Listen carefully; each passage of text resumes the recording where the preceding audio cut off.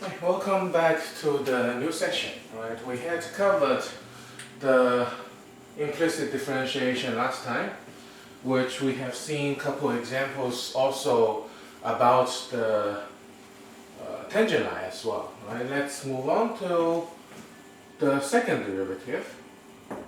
Right, the same way finding the derivative and use the same way to find the second derivative.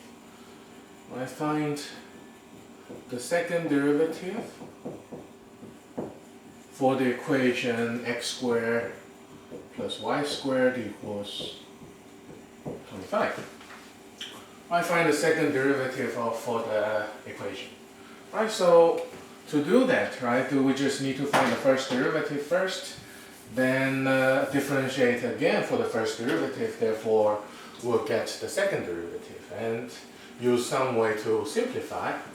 Right, that we get the equation that will take the derivative 2x, 2y. When we differentiate the y term expression, we need to have the dy dx as the derivative. I use the property of chain rule, the fact we have discussed before that y is a function of x. Right, so when we differentiate the equation involving both x and y in this case, well, of course, assuming y is a function of x, it could be, right, to be the piecewise of two semicircles, but we just combine them together and make that a implicit equation. That's good enough, right? That equals 0. Then our 2y dy dx equal negative 2x. Of course, if you're canceling out the 2 before we do division, that's also fine. And then we find out, well, dy over dx is negative 2x over 2y, which basically it is negative x over y.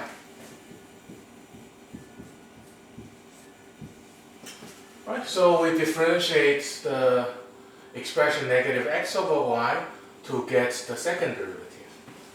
Right, so that's our first derivative. Second derivative, which is the derivative of negative x over y. And in this case, right, we need to apply the chain rule. I mean, not chain rule, the quotient rule. Right?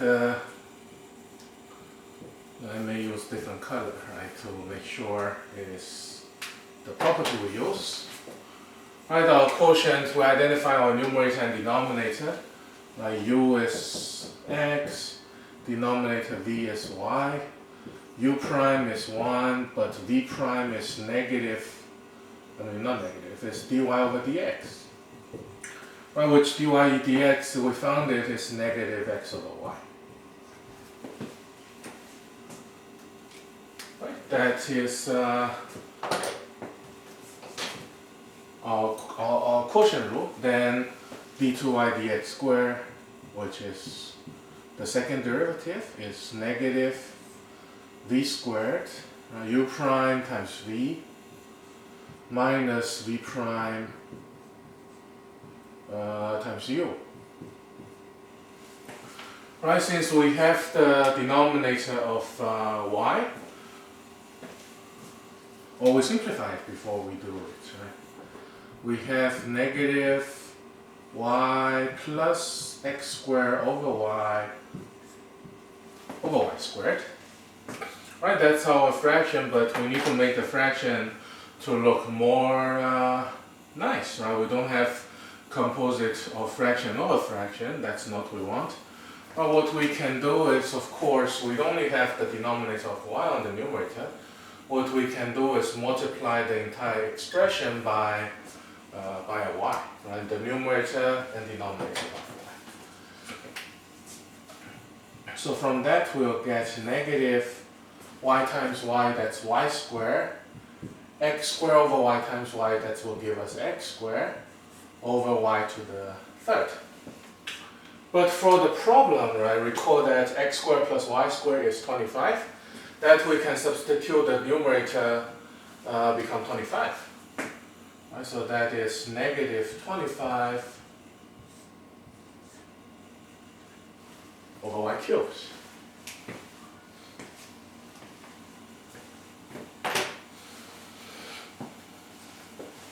Right, so that is the fourth step of differentiate the x squared plus y squared equal 25, this equation to the second derivative, which second derivative is a relatively simpler expression, negative 25 over y cubed. Right, the first derivative based on that, and we use the result or use the fact that our first derivative is negative x over y in the process of differentiation. Right, differentiation. So that is the second derivative. And then let's see the next example.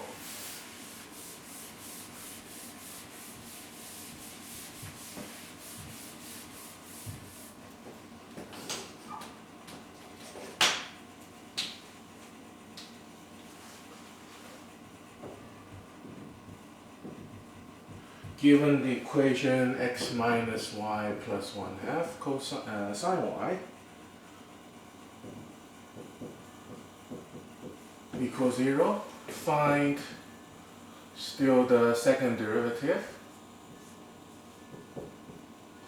which is the y double prime respects to x.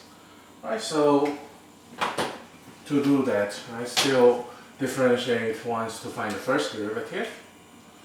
We get the derivative of x is 1, of y that's dy over dx, and derivative of sine that is cosine, but still multiplied by dy over dx.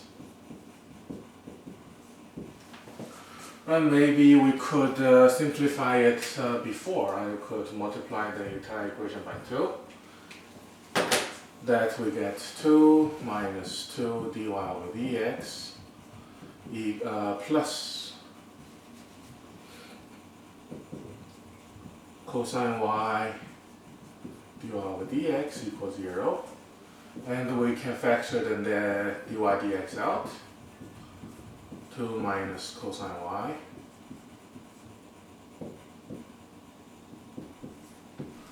And then we could move the variable term to the right side. That's also appropriate, right, to do 2 minus cosine y, which in that case dy over dx will give us 2 over 2 minus cosine y. Right, that is our dy dx. And when we simplify it, right, since we know that that's a coefficient, we don't have to apply the quotient rule. Right? What we need to do is we flip this thing up 2 times 2 minus cosine y to the negative first power. If we flip that up, we get the negative first power. Then we apply only the power rule again, right? And that second derivative will be 2 times negative 1 multiplied by 2 minus cosine y to the negative second power, multiplied by the chain rule we use, right? 2 minus cosine y has a derivative of minus negative sine y.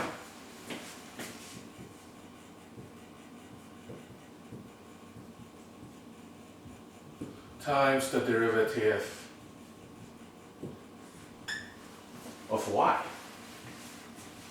By that we can see we get negative 2, negative negative, that's positive sine y,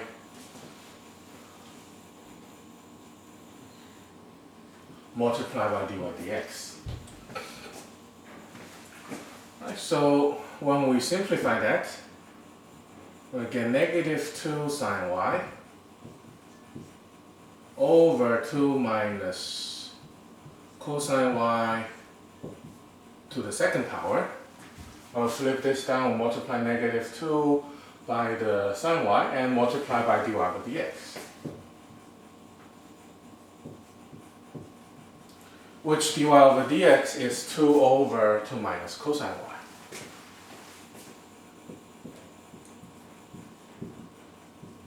Sine y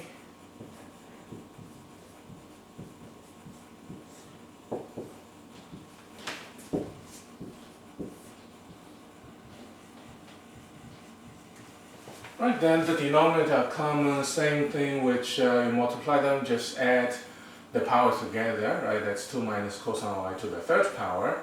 And then we have negative 2 sine y times 2, that's negative 4 sine y.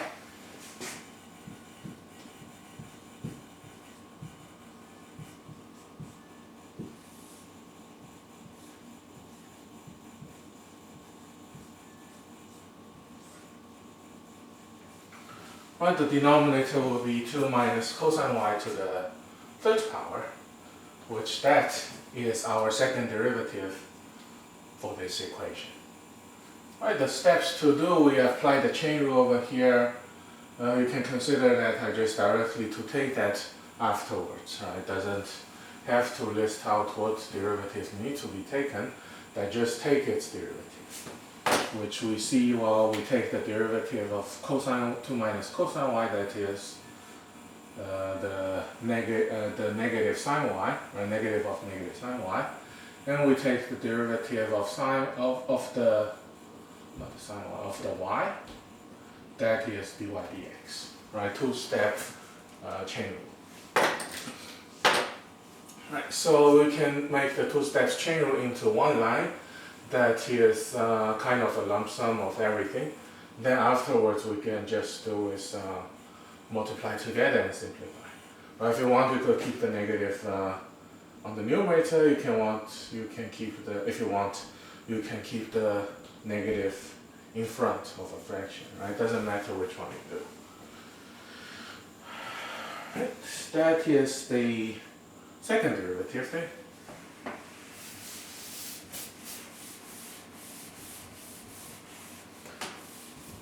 Apply the second derivative using the implicit differentiation, right? That's what we see. But basically, right, nothing else but just chain rule.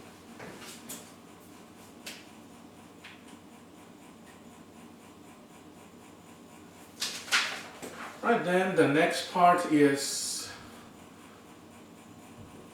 differentiate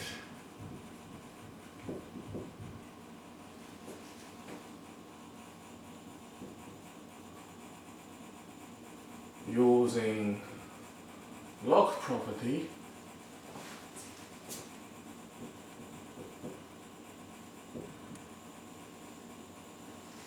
logarithmic SN8.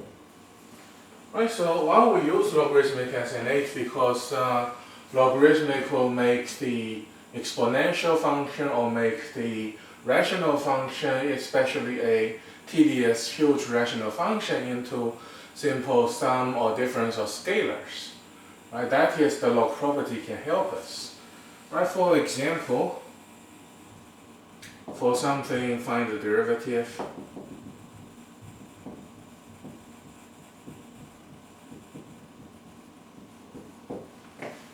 of y equals x minus 2 squared over square root of x squared plus 1. Well, actually this one is okay, but if we simply just differentiate this one, right, what we'll get is a quotient rule that the top is an exponential function, the bottom is even trickier, a radical function. Right, that we need to find derivatives separately and then apply the quotient rule. It may lead to something very, very long. Right? What we can do is apply the logarithmic on both sides, which what we do is just taking natural log on both sides. Right? The derivative of natural log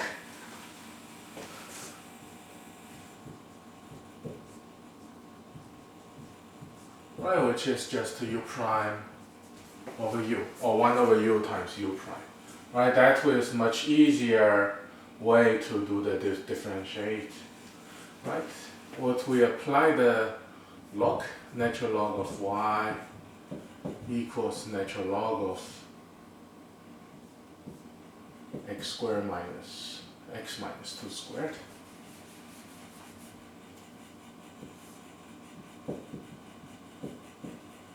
Square root of x squared plus 1.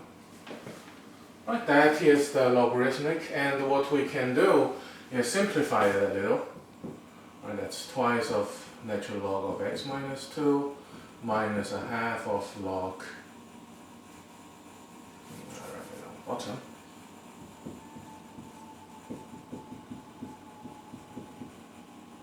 log of x squared plus 1.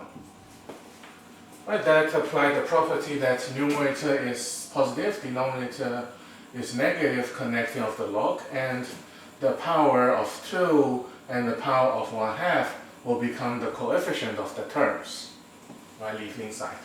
Then we differentiate both sides. That's natural log of y, which is y prime over y. I just apply the chain rule. Right, the chain rule over there, if the inside is a function of x, that will be the u prime over u. Right, here the function is y, which is y prime over y. That is 2 times the u on the bottom, and the derivative of x minus 2 is 1. 1/2 as coefficient, the denominator is x squared plus 1, the derivative of x squared plus 1 is 2x. Which we can simplify a little. That's 2 over x minus 2 minus the 2 could be cancelled for 1/2 and 2. That will be x over x squared plus 1. Therefore, our y prime, which is the first derivative, right, that's dy over dx, or we'll just say y prime, is 2 over x minus 2 minus x over x squared plus 1 times y, which y is this expression, so y prime is 2 over x minus 2 minus x over x squared plus 1 multiplied by x minus 2 squared over square root of x squared plus 1. Right, of course, if you want, you can multiply them out, but not necessary. I use the logarithmic differentiate, logarithmic SNA to find our derivative. Right? We just get the result from the derivative of log, then multiply by the y. Right? As the final result, to keep that, no problem at all. Right? That's our way to find derivative, use log SNA. By which this type of question is doable by the quotient rule. Some question it is not doable by any rules.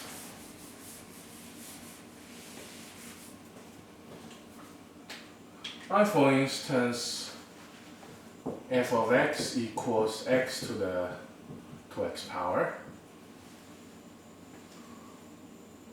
for the domain x to the x is positive.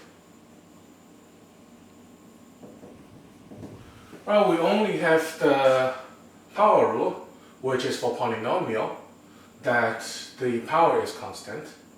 We also have the exponential function's derivative, which the base is a constant, which is a positive constant anyway. But we do not have property that both the base and exponent are variables. By that we have to use log SNA. So do that differentiate. We first of all let y equal fx equals x to the 2x. Right, therefore we can apply the property of natural log, ln of x to the 2x, that is 2x as coefficient of ln x. Right, that makes the power of the expression to become a coefficient of the entire term of log. Right, that is one of the property of logarithmic. Right, therefore we can differentiate that. Right. We can see that, well, here is a product that for 2x ln x we could let the u to be 2x, v to be ln x, and apply the product rule. U prime is 2, v prime is 1 over x. Therefore, the derivative on both sides, y prime over y, right? Apply the quotient rule of the log, not quotient, the chain rule of the log, and apply the product rule on the left, u prime v, v prime u. 2 times ln x plus 1 over x times 2x, which is 2 ln of x plus 2. Right, that's y prime over y. Therefore, our derivative, y prime, which is just f prime of x, is 2 ln x plus 2 times y, which f prime of x equals 2 ln x plus 2 times x to the 2x. Right, so that is our derivative. That is our f prime of x, which have to, in this case, apply the property of logarithmic as the function on both sides. We differentiate that, apply the chain rule, apply the product rule on the right, that we get y prime over y is a simple expression of x. Then we multiply by y on both sides to get y prime only, which is f prime of x is that expression. Right? That's how we do this type of both the base and the exponents are functions. There contains the variable of x.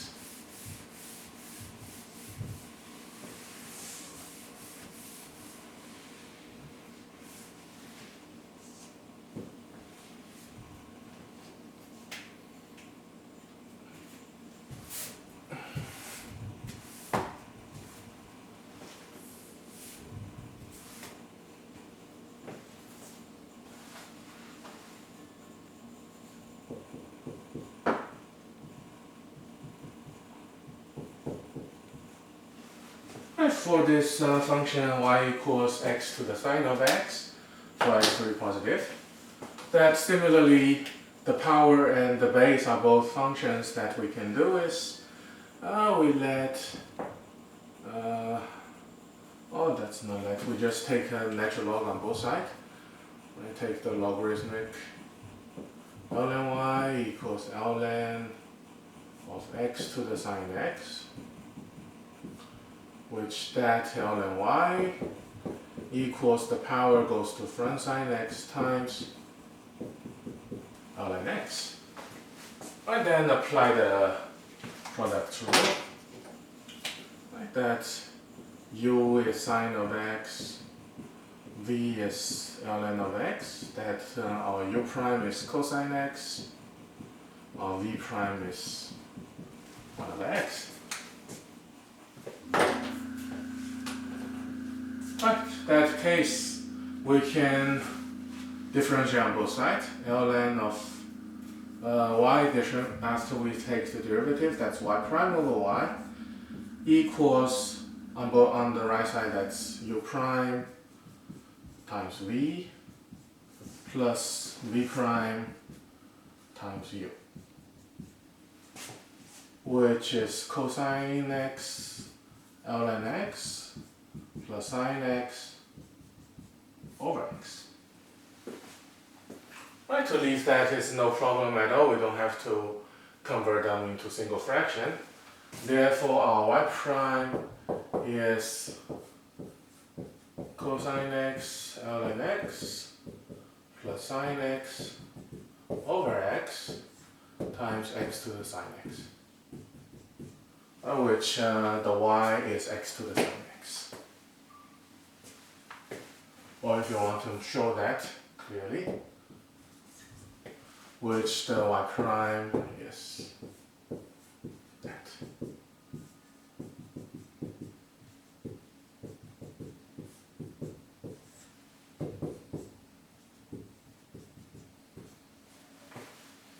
which y prime is that? The derivative of this x to the sine x give us cosine x ln x plus sine x over x times x to the sine x.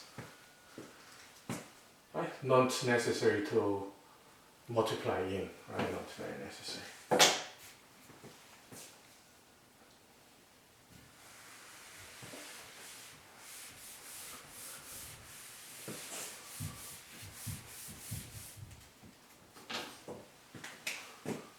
Alright, so for questions, ask you to use differentiate using logarithmic as an aid. It will be clearly stated, right? Otherwise, just use usual way to differentiate our function.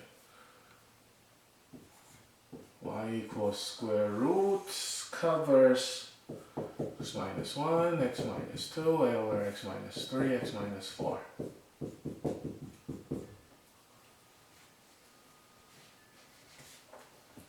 For the function x is greater than 4, right, the domain.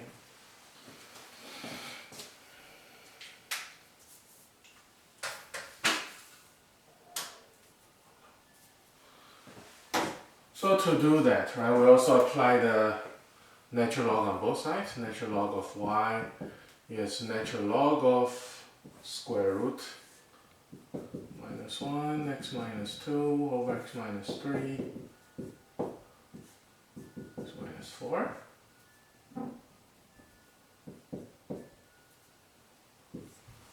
Right, which the radical is applied to everything.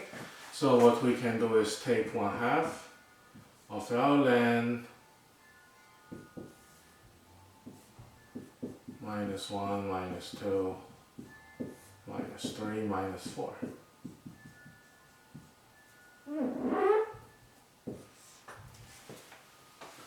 Right, over that inside what we can do is 1/2 times ln of x minus 1 plus ln of x minus 2, and on the denominator that's negative ln of x minus 3, negative ln of x minus 4. Right, then we take the derivative y prime over y, that is 1/2 times 1 over x minus 1, 1 over x minus 2, since the derivative of all of them are just ones, that's 1 over x minus 3, 1 over x minus 4. Right, so that is our y prime over y. Therefore, y prime is equal 1/2 1 over x minus 1, 1 over x minus 2, 1 over x minus 3, 1 over x minus 4, times the square root of x minus 1, x minus 2, over x minus 3, x minus 4. Right, the y prime is the derivative of everything multiplied by the y. Right, just the long expression times the square root of this expression. Right. So that is the derivative. I use the logarithmic as an aid. Right, then basically the implicit differentiation section are we done.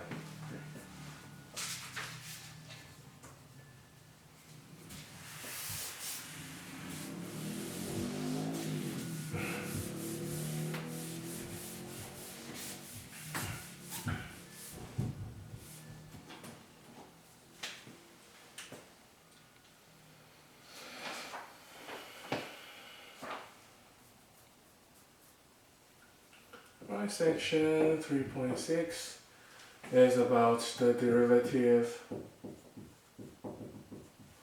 of inverse function.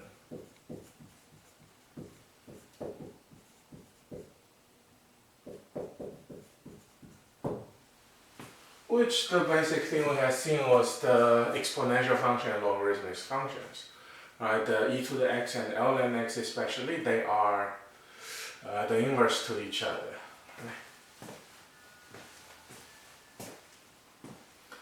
the property, right? So when gx is the inverse of f of x, f is differentiable on I.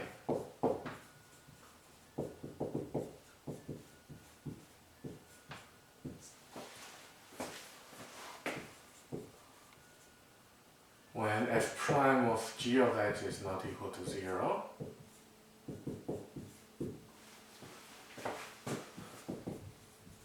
then g prime of x equals 1 over f prime of gx.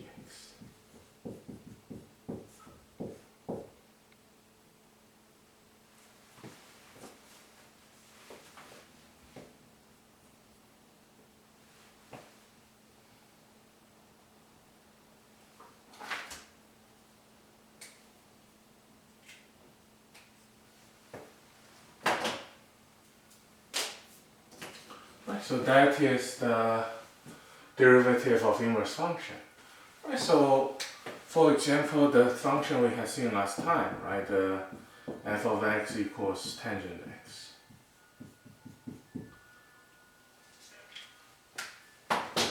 Then its inverse function g of x, which is f inverse function of x, that's arctangent of x. We had seen last time that the derivative of arctangent x should be 1 over 1 plus x squared. Right, so let's see. What is the derivative of arctangent? So what we need to do is find the derivative f prime of x. That is, the derivative of tangent is secant square, which we want to find the next is f prime of gx.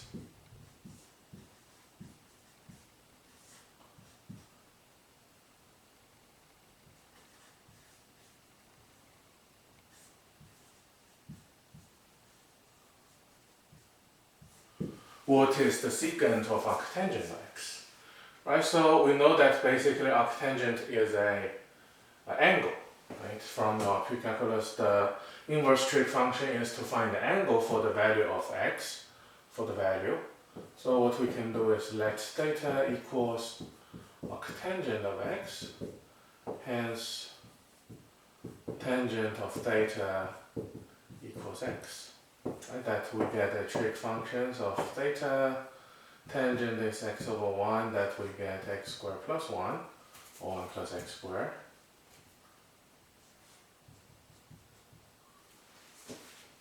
Therefore, our secant theta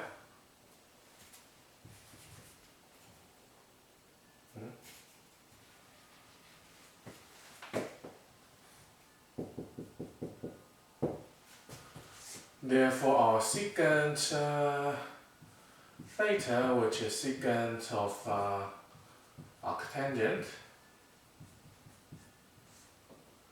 is just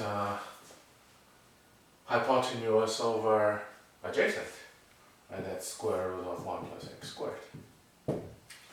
Therefore, f prime of g of x is the square of secant arctangent is 1 plus x squared, and the g prime of x, which is the derivative of arctangent, is 1 over 1 plus x squared.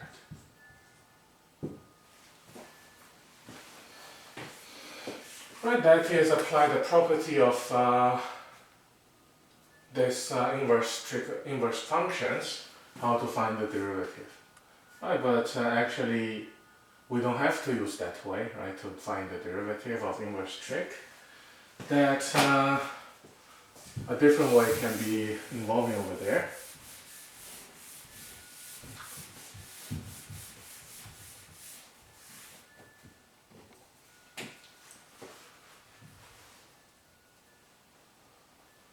Right, to find the derivative of arctangent of x, what we can do is just let the arctangent x to be theta. Right, then our tangent theta is equals x. Right, then we do the derivative, apply the chain rule. Right, the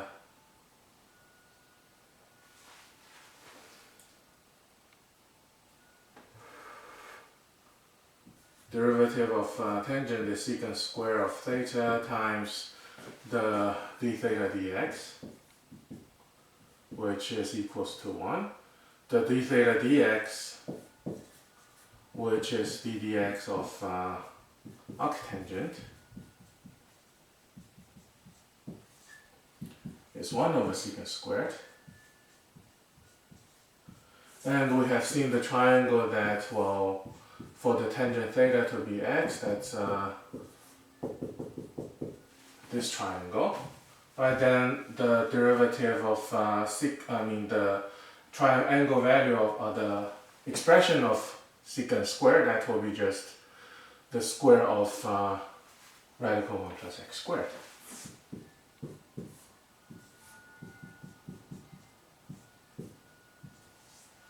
Right, therefore the derivative of arctangent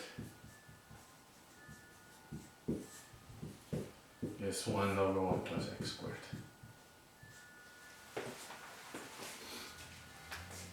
Right, that is the way how we find the derivative of arctangent of x. Right, especially when we ask to illustrate the formulas for inverse trig function, we could use that way instead of the one showed before. Right, the one showed before actually was not that much very useful. Right, since we can always apply the inverse function, then use the chain rule to do that type of problem.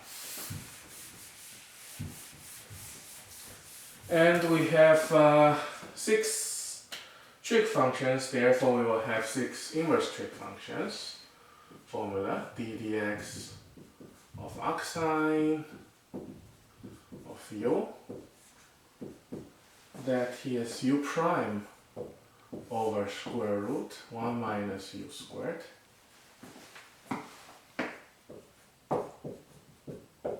Arc cosine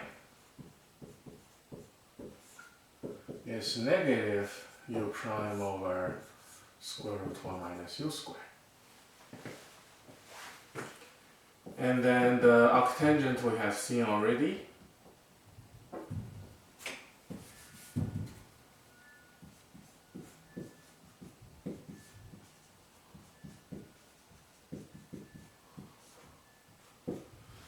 Is u prime over 1 plus u squared.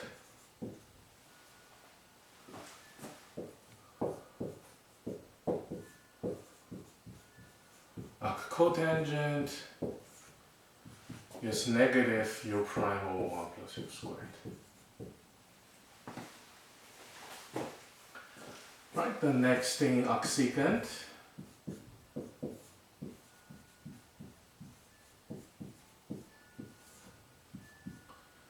Is u prime over absolute of u times square root of u squared minus 1.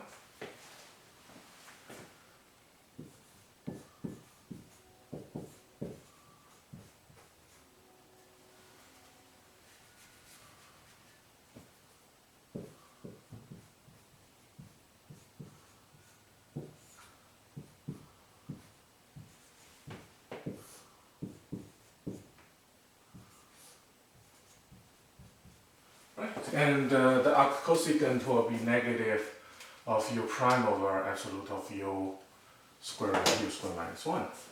Right, somehow, here's the u, arctangent of u. But where all of them are u is the function of x. Right, somehow I showed you this one already. So try to verify the arcsine. Try to verify the arc cosine, try to verify the arc cotangent. Maybe arcsecant and arc cosecant, they are somehow too hard, so I don't have to try them.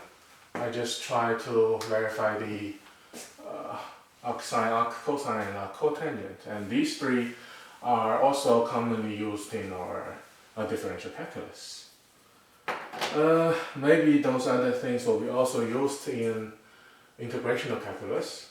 When you go to integrational calculus, those formulas will also be used, but in the opposite way, right? That's the opposite of differentiation. But anyhow, right, try to show these three.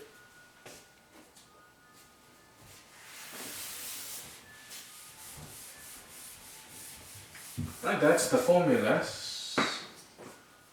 And let's see a short example. Find the derivative for f of x equals arcsine of 2x. Right, so for arcsine of 2x, we could find the derivative that the inside is u, right? U is 2x, so f prime of x, that is u prime over square root of 1 minus the square of u. That we get its derivative is square root of 1 minus 4x squared.